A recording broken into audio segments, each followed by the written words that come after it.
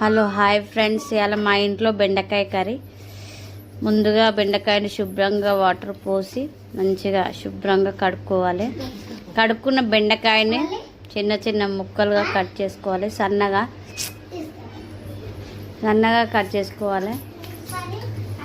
తర్వాత gas on చేసుకొని ఒక గిన్నె పెట్టుకొని అందులో 2 టేబుల్ స్పూన్ ఆయిల్, ఒక ఆనియన్, కొద్దిగా పసుపు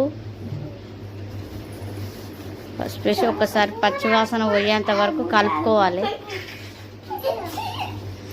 కొంచెం అల్లం ఎల్లిగడ్డ వేసి పచ్చివాసన అంతా పోయే వరకు కలుపుకోవాలి. మనం సన్నగా కట్ చేసుకున్న బెండకాయ ముక్కలు అందులో వేసేయాలి. వేసి మరొకసారి కలుపుకొని ఉప్పు వేసుకోవద్దండి. ఉప్పు ఒక 2 మినిట్స్ తర్వాత ఉప్పు వేసుకోవాలి, లేకుంటే జిగురు అనేది బయటకు వచ్చేస్తుంది. మనకు కూర అంతా ఎలా అవుతుంది.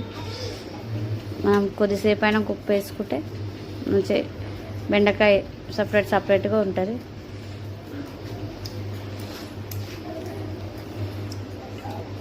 ఇప్పుడు కొద్దిగా ఉప్పు వేసుకోవాలి.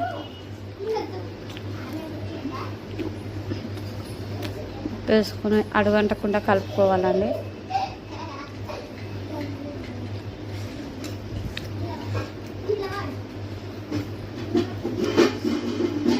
ఇప్పుడు కొద్దిగా కారం,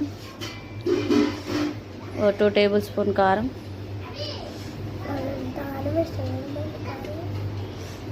పచ్చివాసన పోవాలండి కారంది, లేకుంటే పచ్చివాసన వస్తుంది. మనకి ఎంతో ఇష్టమైన బెండకాయ ఫ్రై కర్రీ రెడీ అండి. చూడండి ఎంత బాగా వచ్చిందో. మీరు కూడా మీ ఇంట్లో ట్రై చేయండి. Please subscribe. ప్లీజ్ అండి మా ఛానల్